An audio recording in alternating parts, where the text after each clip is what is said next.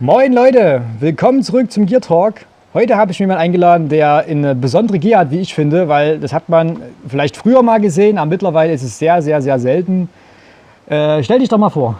Ja, ich bin der Thomas, 30 Jahre alt, spiele seit 3-4 Jahren wieder aktiver Airsoft. Früher natürlich im Wald, als es noch legal war, vor, keine Ahnung, 2007, 2006 die Dreh herum. Ja, und jetzt habe ich den Wiedereinstieg gefunden. Genau. In welchem Team spielst du? Ich spiele beim Team BB Impact. Das ist halt ich habe das aus einer Gruppe von Leuten, also von Freunden gegründet. Und ja, sind jetzt mittlerweile auch wieder ein paar dazugestoßen. Und jetzt sind wir so 10 Stammspieler, 3 Gastspieler, so die Größe. Und eher Milsim Spielstil oder normal Airsoft oder Speedsoft? Oder? Normal Airsoft, also so locker wie möglich, just for fun. Also ich will dann wirklich abschalten, wenn ich mal auf dem Spieltag bin. Okay. Kommen wir mal zu deinen Waffen, die du uns mitgebracht hast. Genau, ich fange mal beim kleinsten an. Was haben wir hier? Eine Tokyo Marui 5.7. Ja, sieht man, denke ich mal, auch nicht so oft. Mal was anderes außer eine Glock. Auch keine Zyma AEP, sondern GBB betrieben. Was habe ich an der ganzen Sache geändert? Der Innenlauf standardmäßig, also der Außenlauf hier von dem Barrel, der ist standardmäßig aus Alu gewesen. Den gibt es vom Lelex aus Edelstahl, weil der wird an der Seite durch 2 Pins gehalten, die sich mit der Zeit ausnuddeln. Und da habe ich demzufolge den Lauf ersetzt. Okay. Genau. Das nächstgrößere Spielzeug, was wir hier haben, ist meine GHK. Und genau. Was habe ich an der gemacht? Ich habe hier einen Maple Leaf Crazy Jet Lauf reingebaut mit Maple Leaf CNC Hop-Up Unit. Gleich in der Combo musste ich auch, weil der Standardlauf passt nicht mit der Maple Leaf Hop-Up Unit. Okay. Und die ist halt auch aus Alu gefertigt. Die Standard ist aus Plastik. Okay. Und ansonsten halt, ja. Was hast du für ein Visier drauf? Das ist ein Vortex Crossfire.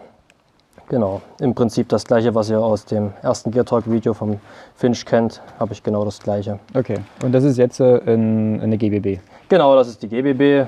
Bei dem Magazin habe ich noch mir aus Papier was ausgeschnitten, hier reingeklemmt und das ist halt ein bisschen realistischer aussieht. Genau. So, was haben wir noch? Und das letzte gute Stück, mein Sorgenkind, sage ich mal dazu am Anfang, das ist ein LCT G3. Sorgenkind, weil? Sorgenkind, weil es war die erste Fuhre bei Sniper S. Ich war froh, dass ich eins bekommen habe.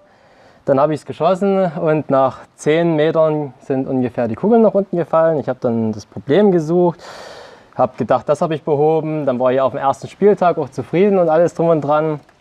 Dann konnte man auch noch die Trigger-Unit überbrücken, sodass das ganze Vollauto geschossen hat. Super. Und da habe ich natürlich gesagt, gut, reiß dir immer das komplette Herz raus, ersetzte neu. Hab mittlerweile Federschnellwechselsystem verbaut, ein Gate Titan Advanced reingebaut und natürlich den Rest gemacht. Max Nozzle, ich habe eine Max Hop-Up Unit drin, ich habe vom Skasso aus dem Sniper S habe ich einen Air-Hop verbaut. Genau, 35 kW Motor, Tianli ist drin. Was hast du da jetzt bezahlt für das ganze Ding? Darfst du das sagen, oder? Wenn meine Freundin nicht so gut.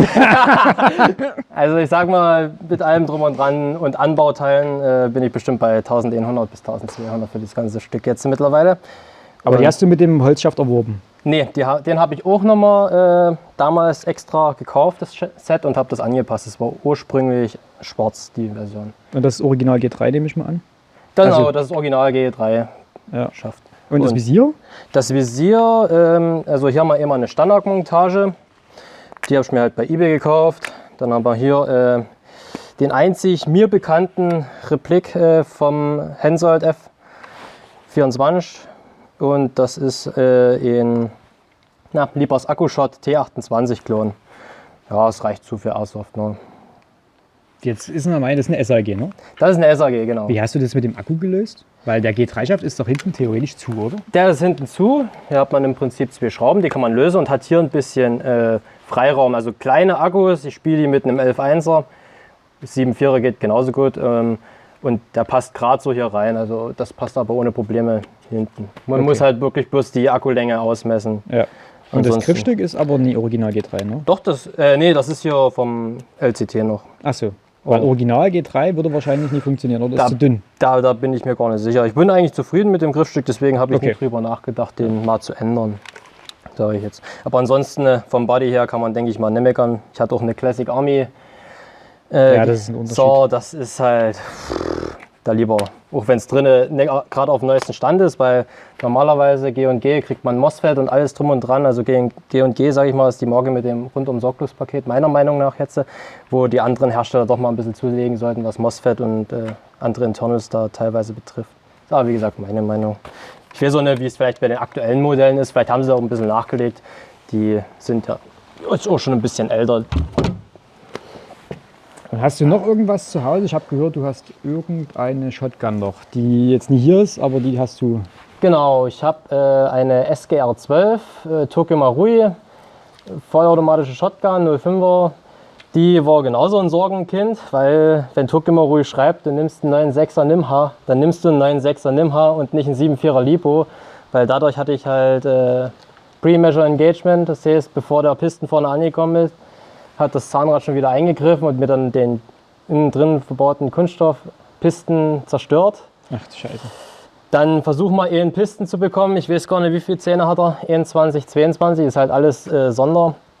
Da hat dann die Firma aus Polen, wie heißen sie gleich nochmal? Fällt mir gerade ein. Ja, okay. Die hat dann jetzt ihren rausgebracht, Metallzahnpisten, und jetzt kann ich so wieder spielen, sage ich mal so. Ich habe das aber, um das in Zukunft vorzubeugen, habe ich innen drin das MOSFET von der SGR 12 auch nochmal ausgebaut und habe das Ganze mit einem Gate Murph 3.2, wo ich im Prinzip die Motorgeschwindigkeit auch einstellen kann, dass mir dieses PME nicht nochmal passiert. Okay. Also wenn ich das so richtig höre, bist du technisch sehr versiert und machst alles selber. Genau, also ich bastel im Prinzip die ganzen Teamwaffen oder auch Leute, die jetzt zu mir kommen und sagen, hier, ich habe ein Problem oder so, ich möchte was ändern, dann tue ich das Ganze natürlich basteln für die Leute. Okay. Ja, genau. Also Tuning, ich weiß gar nicht, wann ich angefangen habe, vor 2 Jahren, damals mit einem M14, auch durch einen Kumpel, der hat mich da rangeführt und ja, mittlerweile habe ich schon ein bisschen Wissen erworben, Okay. was das Ganze betrifft. Klingt cool, dann Ja. werde ich demnächst noch mein Zeug zu dir schaffen. Kannst du gerne machen. Ja, dann kommen wir jetzt zum Gear. Wir bauen das mal auf und dann sehen wir uns gleich wieder. So, das Gear ist jetzt aufgebaut und dann gucken wir uns jetzt mal an, was hast du eigentlich für einen Tarn? Also ich sehe schon mal Dänisch Tarn. Genau, ich trage M84 Danish Tarn. Ja, warum? Hat mir am besten gefallen. Meiner Okay. Meinung nach tarnt im Sommer hervorragend, vor allem im ganzen grünen Blätterwerk und ja. Ganz ähnlich wie Flecktarn, ne? Genau, fehlt Nur im Prinzip bloß nur das dunkler. Braun und ist heller. Ja. Genau, gefällt mir halt am besten. Betreibst du damit irgendwelches Reenactment oder orientierst du dich an Einheiten? Eher weniger, wie gesagt, das ist wirklich bloß, weil es mir gefällt und die ganze Ausrüstung, die ich habe ich auch bloß, weil, also gerade in der Ausführung, weil es das einzige ist, was ich gefunden habe, großartig noch. Okay. Genau. Ja, dann kommen wir mal ins Detail, was du jetzt uns mitgebracht hast. Was habe ich mitgebracht? Also, als erstes haben wir hier mein Helmchen. Ist ein Hoch von der original dänischen Armee. Gallet oder wie sich der nennt. Genau, dazu spiele ich mit einer Schutzbrille. Eine Revision Wolf Spider ist das. Hat mir vom Design her gut gefallen. Das einzige Problem war halt das Beschlagen. Ich habe an die Beschlagfolie innen reingeklebt und oben den Schaumstoff rausgemacht, dass es auch ordentlich ablüften kann.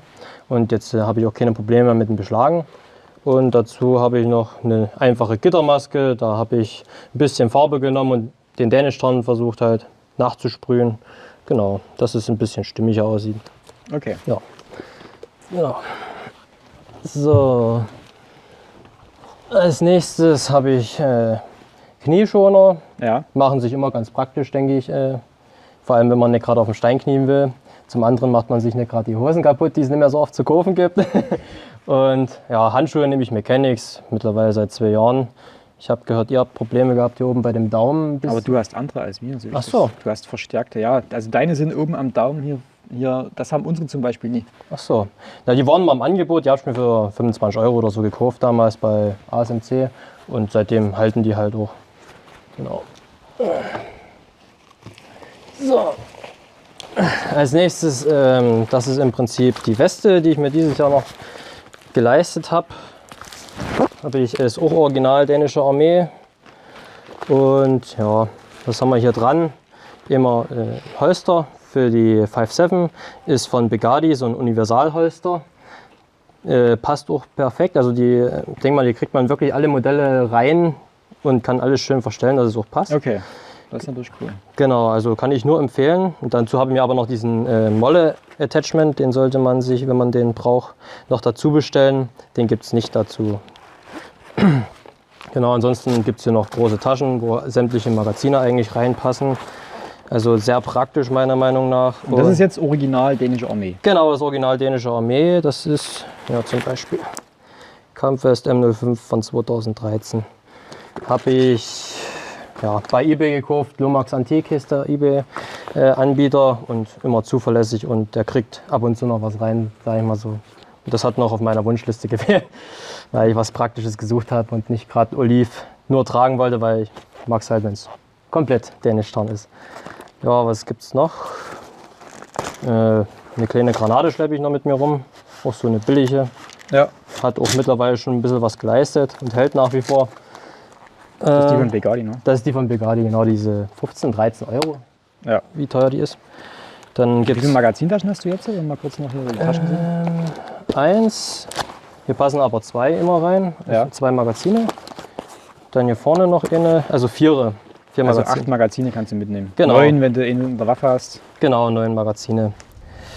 Dann hier drinnen gibt es noch interessante Taschen, links und rechts sind die jeweils. Ach, deswegen ist der Reißverschluss. Genau, hier kann man halt noch kleine Utensilien reinpacken. Ich habe hier manchmal noch einen Schraubendreher, so ein kleines Bitset drin oder medizinische Sachen, die kann man hier schön verstauen. Oder das Handy halt. Das Okay. ist hier ganz gut aufgehoben, da rutscht auch nicht raus und stört auch nicht. Ich hatte mich schon gewundert, der Reißverschluss, und da hast du noch die Schnallen dort, das sah so ein bisschen komisch, wie doppelt gemobbelt aus. Aber so Nee, ergibt es hat schon seinen Zweck hier. So ergibt das Ganze schon Sinn. Genau, dann, was habe ich noch? Ich habe hier Headset habe ich hier oben verstaut. Dann habe ich noch mal eine extra Pouch für die Funke halt. Dort benutze ich auch Midlet G9. Mhm. Ja, ein neues Headset, genau, ein neues Headset müsst ihr mir mal besorgen, weil die Leute verstehen mich immer nicht, wenn ich irgendwas durchfunke. Okay, Das ist natürlich nicht so toll. Ja, das stimmt. ansonsten gibt es hier noch Einstellmöglichkeiten. Ich habe hier noch eine Dump-Pouch dran und man kann natürlich hier auch eine Trinkflasche, Trinkblase hinten einsetzen. Okay. Genau. Ja, cool. So, und hier kommen wir eher weniger praktisch und nur für kältere Tage eigentlich nutzbar. Ist eine original dänische Splitterschutzweste. Und genau, die spiele ich dann mit einem Koppeltragegestell, wenn ich sie mal spielen sollte. Auch relativ selten das Ding. Genau, Ja. es hat eher mehr einen Sammlerwert, sage ich jetzt mal so, weil Kriegt man selten. kriegt man selten. Ja, ich weiß nicht, wann ich das letzte Mal eine bei eBay gesehen habe und die habe ich mir damals für 250 mit Keramikplatten gekauft. Die Keramikplatten habe ich für 90 Euro wieder verscheuert. Also hast du einen guten Preis gemacht. Genau, also was hier ist guten Preis, wie gesagt, ja, kriegt man halt nicht mehr. Ich denke mal schon, klar, ich meine, ich weiß gar nicht, wie viel kostet ein Original Bundeswehr? Billig. Richtig günstig. Und du hast hier im Prinzip das gleiche mit einem anderen Muster drauf und legst 160 Euro Ja. für das Ding. Ne? Ja. Aber naja, was das Sammlerherz begehrt. Ne? Und die Koppel ist auch original dänisch, so wie ich, weil vorne steht sogar Dänemark drauf. Das ist ein sehr cooles Detail da. Genau, Koppelschloss. die ist auch original in von der dänischen Armee. Genau, Joke Koppeltragestell oder was das ist. Und ja, die trage ich dann immer in der Kombi, weil die Weste wird dann, denke ich mal, ein bisschen zu fett mit dem ganzen Zeug hier. Ja. Aber ja, und dann habe ich hier drin halt noch mir Platten aus Pappe gebastelt. Aus Pappe. Aus Pappe, genau. Dass es stabil wird dann. Genau, da hat der Reaper ja, glaube ich, irgendwann mal so ein Review gebracht, dass man sich da halt mit ein bisschen Klebeband und Pappe da was zusammenbasteln Ja. kann. Und das Ja, habe das hab ich gesehen. hab ich gemacht und ja, klappt. Und es ist halt auch stabiler. Ohne Platten sieht es halt richtig blöd aus, sage ich jetzt mal, der Plattenträger. Die Weste. Ja. Ja, das ist bei vielen ja so, ne? Genau. Und warum trägst du deine Gear jetzt so? Warum trage ich die so? Also, ja, das Hemd ist halt ein Tech Gear Combat Shirt. Das ist Ach halt ja, da hat man noch gar nicht drüber. Ja, genau. Genau, das ist halt ein Tech Gear Combat Shirt. Das ist halt schön luftig. Für die wärmeren Tage hat man hier ein bisschen halt Reißverschlüsse, wo man was verstauen kann. ist sehr angenehm. Dann haben wir noch die Hose, original dänische Armee wieder. Warum die? Weil es die nur bei eBay gibt. und mir passt, sage ich mal so. Also ich bin ja relativ schmal, Größe 6. Und bei Begadi gibt es welche in XXXL, da passe ich 3-mal rein. Und genau, deswegen. Ja, Dänisch-Tarn ist echt selten. Und die sind halt, ich glaube, der Verkäufer, ich habe mit dem Panzerkommandanten habe ich gesprochen, aber eine in Größe 6er, da habe ich irgendwie Kontakte über eBay halt, wie gesagt, aufgebaut. Und der hatte eine gehabt und die war, glaube ich, sogar aus dem Balkankrieg, haben die glaube ich, damals getragen. Achso, okay. Na, und deswegen sind die auch so dünn. Also es gibt immer die dickere Variante und ich habe hier die dünne Variante eingezogen. Okay. Und Schuhe? Schuhe habe ich Hikes Nepal Pro damals auch gebraucht, bei eBay geschossen für 100 Euro, kosten neu, glaube ich, 240. Und ja, bin ich sehr zufrieden, halten auch seit etlichen Jahren. Ob sie wasserdicht sind, glaube ich, sind nicht mehr, aber sind übelst bequem und leicht. Das wollte ich halt. Deswegen habe ich mich für die entschieden. Okay. Genau. Gut. Dann ziehen wir das Ganze jetzt mal an und zeigen euch das nochmal im Detail. Und dann, ja, bis gleich. Ja, der Thomas hat sich jetzt in seine grün gefleckte Gier geworfen. Wir gucken uns das Ganze nochmal im Detail an, wie das denn so aussieht. Dort haben wir die Tokyo Marui Pistole, dann haben wir hier die GHK 553. 553. Kommst du an alle Magazintaschen gut ran? Was ist gut? Ja, ich komme gut ran. Also Ja, hier vorne also ist alles passend. Okay. Den Das Patch geht hast du noch gar nicht vorgestellt? Oh, wie gesagt, den gab's gerade halt dazu, als ich mir die Hose gekauft habe. Von dem Panzerkommandanten von der dänischen Armee hat er mir mit beigelegt. Das ist ja geil. Sehr cool.